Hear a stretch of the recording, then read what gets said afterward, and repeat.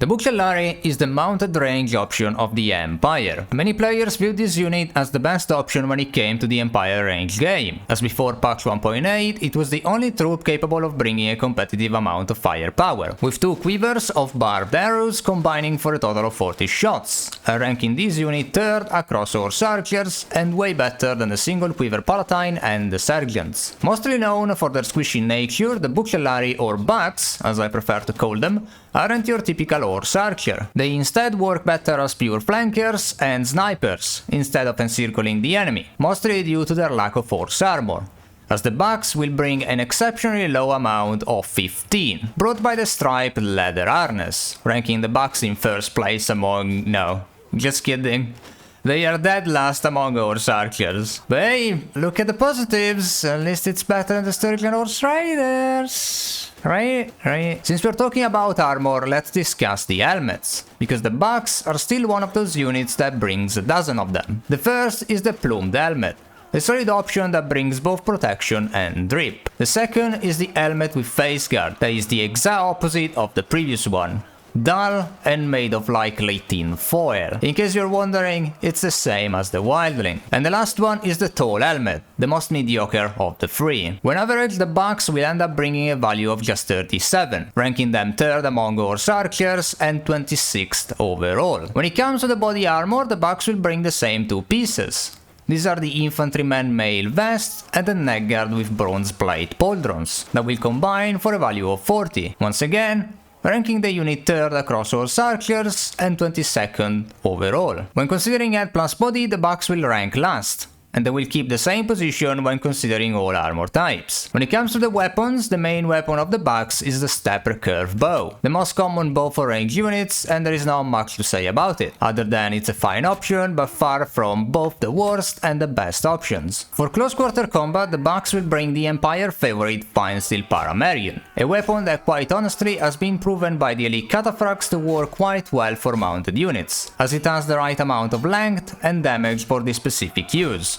Although it becomes a very big problem once the unit is dismounted, as it will simply be too long and not fast enough to take care of mid-tier enemies. Since I skipped it in the cataphract video, I want to quickly cover the Imperial Charger, as I think it's one of the best horses for cavalry AI out there, but not the best for the horse archers. Its slow, bulky and tall nature make it a very easy target for both melee and range units, and in the case of the bucks, thanks to their almost complete lack of horse armor, it is very common to see them die in battles, especially when the unit is say on charge and gets a little too close to the infantry lines. Being among the slowest horses, it also makes quick repositioning less reliable than it needs to be, but its very tall nature can allow the unit to lob shots like they are on an eel made of meat. Now that we are done with the equipment, let's see where this unit ranked across horse archers. When considering the efficiency against archers, the bucks finish last with 4th places across the board. They finish with a KD of 18.84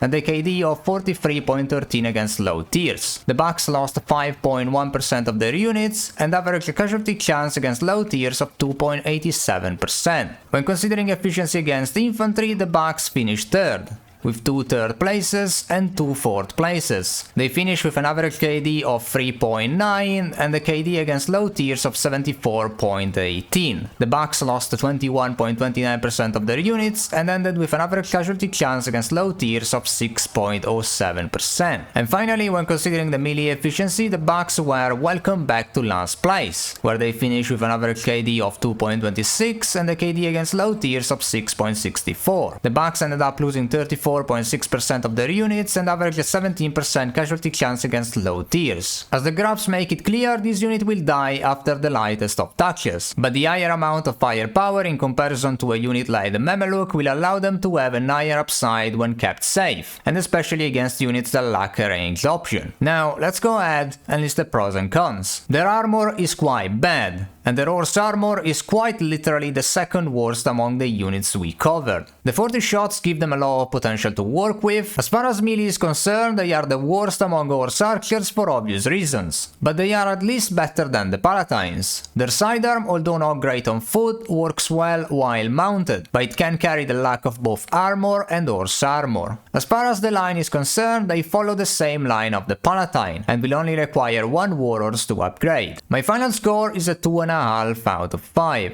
The Bucks are one of those units that you would generally skip, but when gathered in decent enough numbers they can definitely fill a role that the Empire is missing, that being the roaming flanker that can reposition fast, kinda, for both defensive and offensive situations. They aren't the best horse archer or a great unit by far, and as far as the Empire is concerned, I'd much rather invest into palatines and sergeants, but they also aren't a completely pointless or terrible unit. A little buff to their horse armor and I'd say these guys can become much more competitive without breaking the game. Anyway, if you want to see more videos like this, be sure to click the playlist on your right, or on your left is the video YouTube think you will likely enjoy next. Thank you all for watching.